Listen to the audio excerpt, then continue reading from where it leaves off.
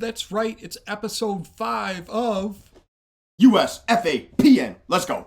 That's right. We're back here again, and we got a jam-packed episode for you today. It's going to be a great one you're not going to want to miss. We're going to start things off with a rundown of the week 2 games that concurred. Crazy week it was. Crazy week. And it was so crazy. I'm looking for what slide it was in. Oh, there it is. Because things started off up in the Typhoon terminated the soft serve Snow Dogs in a 30-9 blowout down in Tampa Bay. But yeah, the Anchorage, was not a strong match for the Typhoon.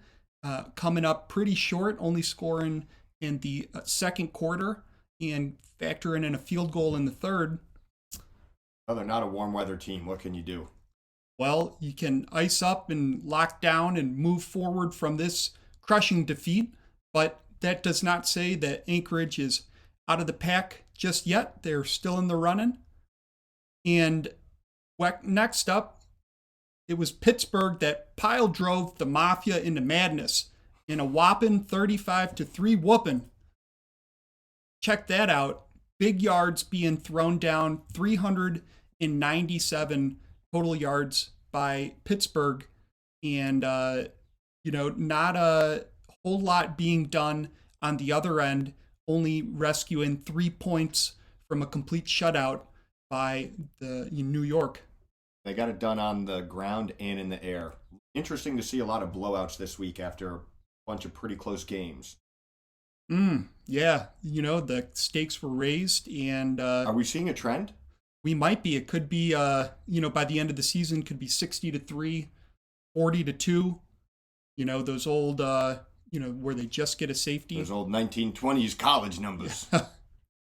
And a game that was a little bit closer. You see, Tacoma triumphed over the degenerate Dragons in this 33-14 eruption, where Tacoma took down 33 points, which is a little over double that Dallas did. How many offensive yards did they have? Oh, total offensive yards. There we go. And they blowed 420 yards. They were... Washington State, one of the first states to legalize cannabis.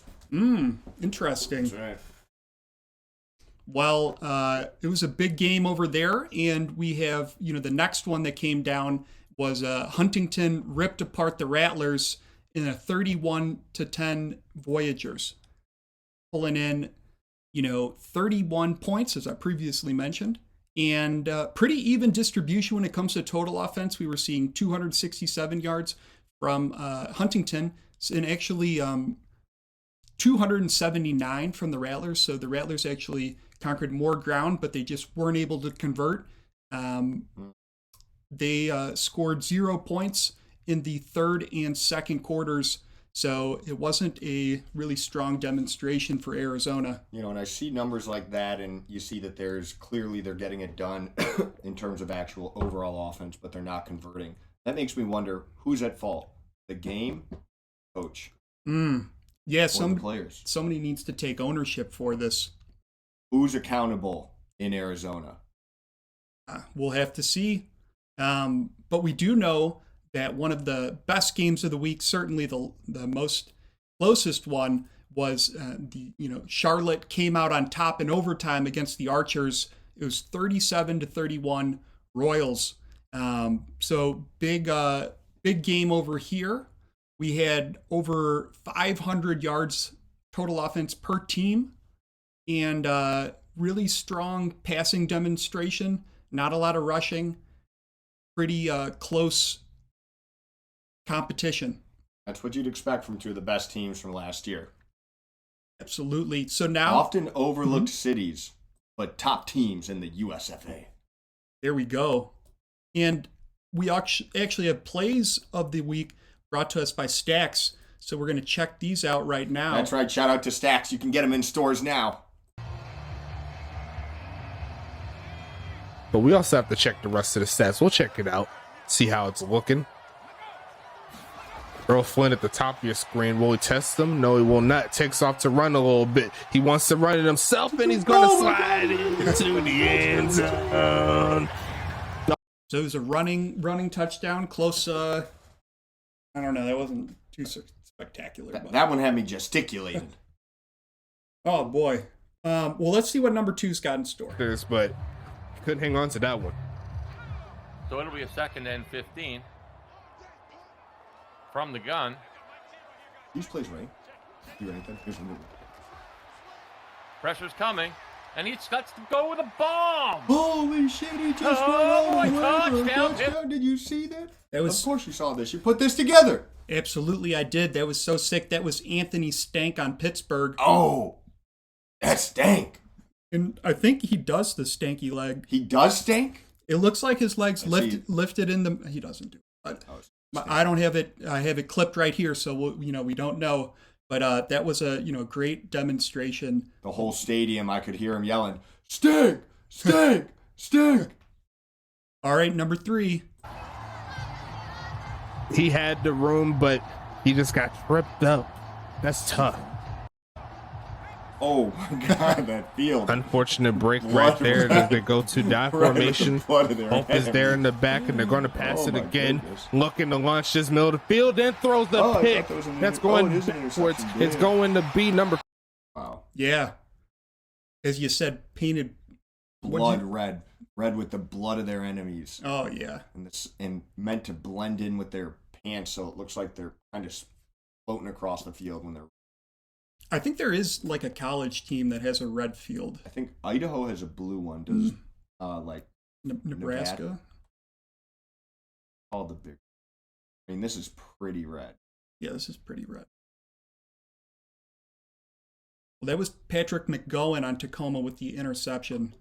Now let's see what the color of the field is on our 4th play. League for what I believe is 4 years. I don't have my player numbers up, so I haven't seen it, but he's been in the league for a while. He's definitely one of those wily veterans. They lost 10 on that play, trying to get it back here, passing it, and it's going to be caught, and they are going to get his strip.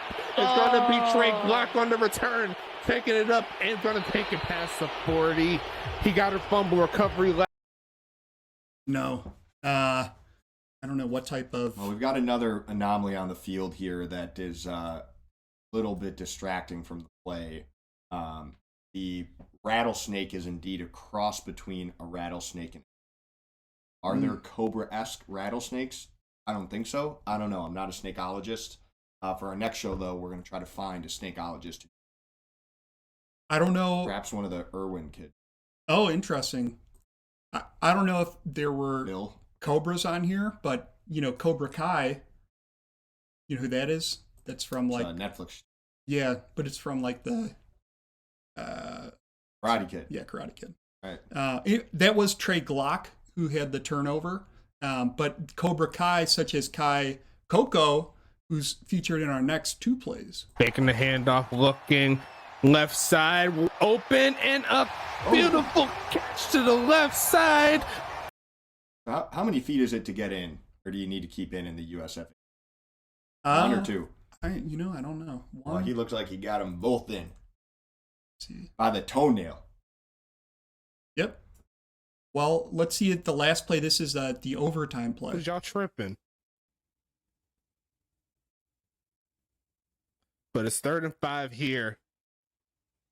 What team wants it more? That's going to be the question. There's going to be a pass looking for a man. It's Falco left side. Gotta get And all the way. caught. Holy And I shit. think we have This is the winning ourselves play in overtime. end of the Yeah. road. Yeah.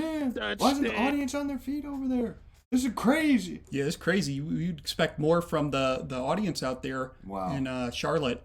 But that was a pretty great deep bomb that ended the drive. Crowning achievement of the game for the. Ooh, crowning achievement there. Yeah. So next up, we have our deep dive on 2 of our remaining teams. So let's pull up the first one, and it is the Anchorage Snow Devils That's right. out of Alaska. What strikes you about the Snow Devils? A lot of high constitution among these winter dwelling folk. I gotta say, Jacob Cook Beans, one of my favorite names in the league. If that is a real namer, then one of my favorite people in the league. It's a young team. young team, anchored by Brent Soma. Soma, of course, the drug from I think 1984 or some shit that everybody takes to like obey the state. So, what kind of messages are they sending? I don't know. Homo Sarah Palin, who I always thought was kind of fine. Can't say no to that. And can't say no to Anchorage being a threat this season. You know, as you mentioned, Soma or Skoma, you know, the veteran on the team with 5 Brent years. Soma, that's right. Their kicker. Their kicker. And we've got Always the centerpiece of a cold weather team, the kicker. And it's to be toughing it out for 5 years in Anchorage with those wins, it's tougher than winning the Iditarod. That's right, the icy ski or dog sled race. Tougher than winning the Iditarod in the summer. I had a line that was like, "Flow so cold, I'll be spitting that Iditarod." Oh, we about to release that track. But let's see how their stats stack up. We have got 47% third down completion rating. That's pretty good compared to the other teams we've seen, you know, and a 50% fourth down. Of course, you don't see a lot of fourth down conversions, but you do have 20 attempts in the previous season. So they're definitely, when the opportunity arises, it sounds like they're willing to go for it. And do we know what their whoop-ass percentage is? We don't know. We do know the red zone percentage is 60.78, and their 2-point conversion rating is 0. So somewhere in between there for taking a risk as well as being in the place of opportunity. So those were the Snow Devils, and now we're going to hop on over to Huntington Beach Voyagers, who are heralded by Dexter Jackson in the year 7, who is offensive linebacker.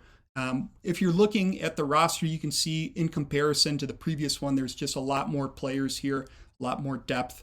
And year 2 quarterback coming out, Action Jackson Jr. And Felix Deslongchamp for year 5. That's the kicker. So same. Felix, the long champ. Oh, that's sick. Or in French, Deslongchamp. Deslongchamp. Yeah, what a sick name. I like that one. Some tenured kickers on these teams. Yes. And, you know, we've seen plays from Upton O'Good. That's like an up-and-coming running Trey back. Block there with the interception. Absolutely. It's a young team, but it's a big team. They got a lot of players. In X-Pac, wasn't that an award winner, I think? I believe. And let's see how their stats compare. So as you can see, they have a slightly higher third down completion rating, 50%, you know, pretty crazy. They've done about half of the fourth down attempts as the Anchorage, and they have a 60% conversion rating. So they don't risk it as much, but when they do, they kind of complete it more. And 63.83% red zone completion rating, which is pretty strong. Interesting that their total offense at home didn't translate into more wins. Something to work on this year. You're welcome. Absolutely. But that was interesting. I enjoyed. And now for our interview with Krimm. And we're back. And we're here with Tom, the agent for Andre Krimm. How's it going? Not too bad. How are you guys? Doing well today. Yeah. Great to have you on. I'm sure some people watching our show might recognize you from your show. How's that been going for you? Oh, not bad. Did one episode this year. There are going to be less episodes this year because I'm more involved with other league matters, like I'm broadcasting and stuff like that. So there'll be 3, maybe 3, 4 shows this year. And Krimm, how did you get into the USFA? How did you hear about it in the first place? And tell us a little bit about your player. Well, I found the league, you know, searching online, spoke to Caboose, found out we knew each other from another league, and hit it off and said, you know what, I'm going to bring my player here exclusively, and I'm not going to go back to that other league. And we agreed on that, and I bought a subscription, and here I am. Well, excellent. We're glad to have you here. The exclusive kind of playership. That's pretty interesting. I haven't heard of that. Have you heard of that before in any other leagues? No, it was my idea. He said, you're free to go back to the other place. I said, you know what? I see what you guys are building here, so I'd rather just make Krimm exclusive to here. Well, you made a great decision. How did you come up with your name? Well, this goes back to my late son. One of our favorite movies was Necessary Roughness with Sinbad and Scott Bakula. And when he passed, I said, you know what? I'm going to go ahead and make a player called Andre Krimm, and for every sack he gets, I'm going to put that money towards the Canadian Mental Health Association because he suffered with mental issues. So that's how I did it. And during my years with that other league, I think I did what? I think it was $150 in money going to the Canadian Mental Health Association over the years I was in that league. So, yeah. We appreciate you sharing that, and it's certainly a great tribute. What's the best part about the USFA compared to that other league? It's not one guy running it. Not a the one fascist guy who dictatorship. runs that other league, it seems to be his way or the highway.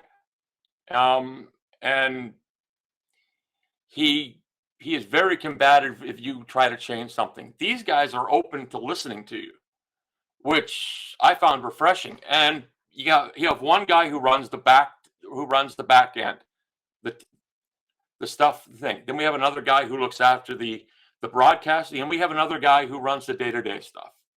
And that's the way to run it. You have three separate guys doing things, and it takes the burden off everybody.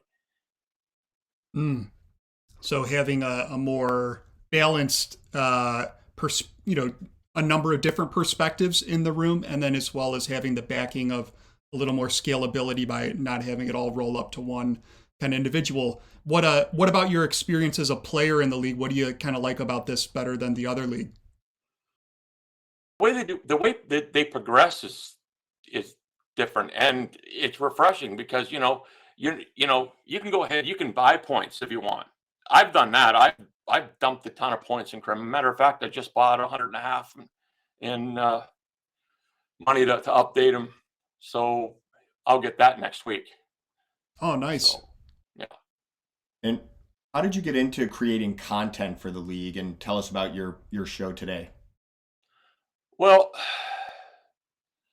the show basically, I tend to do a show for every league I'm in for the team I'm on at the time. I started with the Aztecs in that other league and then worked my way all the way up to running one for the Corsairs. And last year it was with the Rattlers, and now it's with the Dragons. So, and it's the same format. It never changes format. It's normally, I do an interview and I basically talk about last week's game. It's a pretty simple concept, and I keep to it and I refine it as I go. How do you kind of like evolve your show based on the feedback you receive in the locker room or from players you have on? Well, I think for that, you just have to be open to listening. And, like I had one guy on the previous version say, 30 minutes is too long. And I finally got to the point where most people don't have the attention span to do 30 minutes. So I decided I'd go shorter with this one. So I try to keep it under 15. Just so it's a quick 15 minutes. Everybody's got time for it. Not everybody has time for a 30-minute show. Yeah. But they do have time for a 35-minute show if that's how long this episode, runs till. But let me ask you. You guys are a different animal. Yeah. Than my show. So what feedback do you have for us? I think you guys are doing fine. I think you guys are entertaining, and you guys have been doing it a bit now, so I think you're on the right track. And who do you think is going to win the championship this year? I'd like to say Dallas, but right now we're in an 0-2 hole, and that's not a good way to start. Right now, Long season. Charlotte. Popular pick. The Royals. They should have won it last year. They, mind you, I think the Rattlers would have given them a run, but we both got knocked out. And congratulations to St. Louis. They're the champs, and everybody's gunning for them now. Yeah, it's coming in on them. What are? Let me ask you this: what are your hopes for swag in this league as it evolves? Are you hope? I know you got like your graphic background. Maybe one day it could be a pendant, a real one. Like, where would you like to see, the merchandise evolve? I'd like to see, stickers, maybe shirts, maybe backpacks. What about a nice Adidas bag? What about a nice with the logo Adidas of the bag? league on it? Yeah, that's you definitely can go in that direction. Is there any swag available today? For that you'd probably have to ask one of the three admins. It'd be a market opportunity. There may be, for there us. may not be. But I think they'll eventually get to the point where there's a whole load of swag from every team. I just hope they take a different route, to getting there. There are certain companies who I will not name who I think are awful at the industry, and a lot of people go with them. So, well, to be defined, such as the future of the league. And I wanted to know, one of the questions we kind of ask all our guests is, where do you see the USFA in 5 years from now? I'd like to see them with at least 20 teams. Hopefully, I have one of them. I could never afford to get a team in another league. The expansion fee was completely unreasonable, but the expansion fee here is reasonable. So I could see me getting a team in the next couple of years.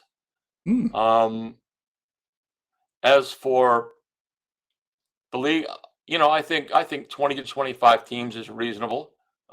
With the way these guys run it, I think it's more than reasonable. 20 to 25 with you as an expansion owner. There we go. In closing, in the spirit of keeping things streamlined, did you have any shout outs did you want to say about coming to the Dallas Dragons? Anybody in the league you want to shout out to, kind of in closing thoughts?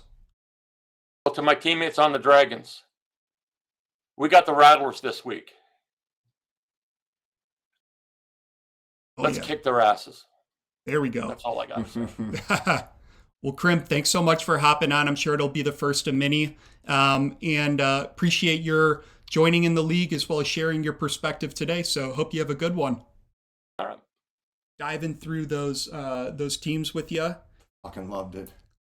And it was great catching up with all of you at home. And until the next one, this is USFAPN. Let's go.